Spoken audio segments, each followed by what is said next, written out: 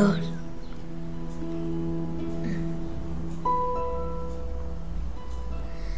Midas, rei de Frígia, era un home molt avar.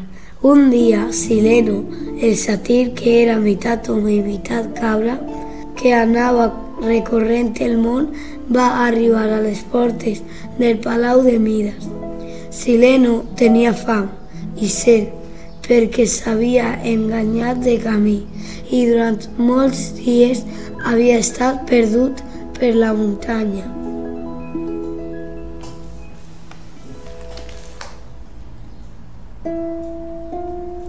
Midas el va acollir i li va donar menjar i un lloc on descansar. Sileno es va quedar allí una setmana i el dia abans d'anar-se'n el rei va organitzar un convit.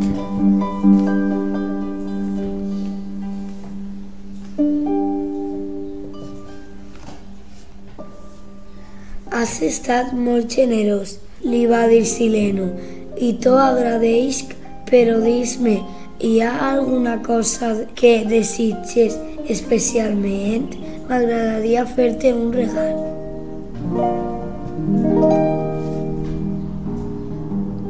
Els ulls de Midas lluïren. Què podia demanar? Un carbó nou descorrat amb pedres precioses, 100 cavalls de lídia, 500 caps de bestiar.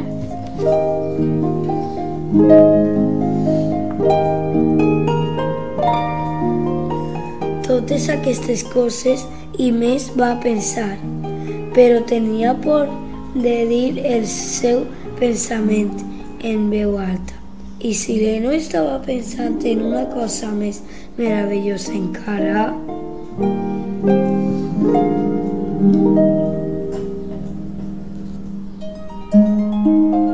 Midas tenia que decidir-se ja, ho perdria tot. No sé, va dir al fi. Decideix-te tu.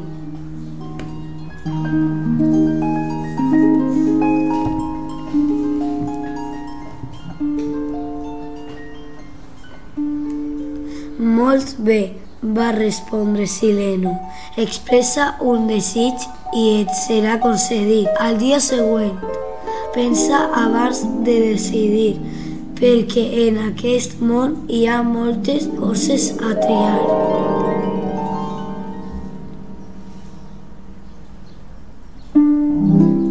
Midas, molt content, va dir: vull que tot el que jo toque es convertisca ràpidament en or.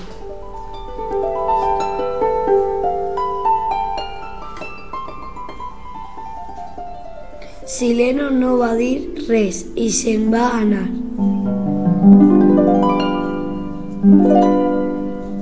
Al dia següent, el rei va tocar una cadira i es va convertir en or.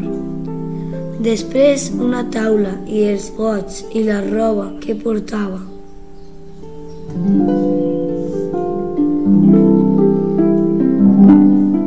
Midas va riure molt content i recorria les habitacions del palau tocant tot el que veia i tot es convertia en or.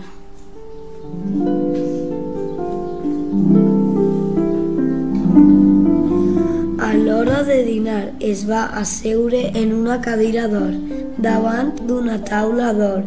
Un servent li va dur fruites, però quan va tocar el plat es va convertir en or. Va riure divertit, però la seva expressió va canviar de sobte, quan també els raïms que anava a posar-se a la boca es van convertir en or també.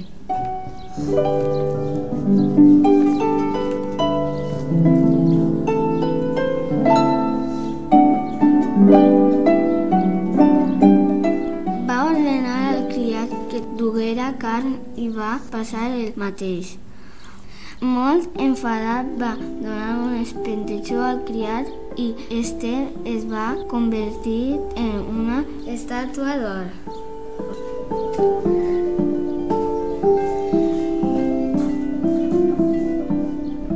desesperat, va començar a plorar i fins i tot les seues llàgrimes es convertien en or.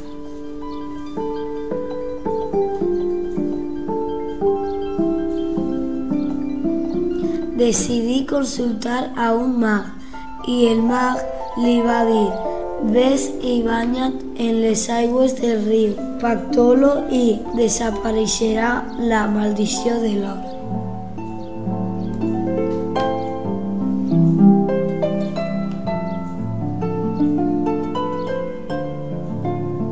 Midas va fer el que el mag li va dir i quan va entrar a l'aigua, tot l'or del seu cos es va quedar a les aigües del riu. Des d'aleshores, el riu Pactolo porta granets d'or.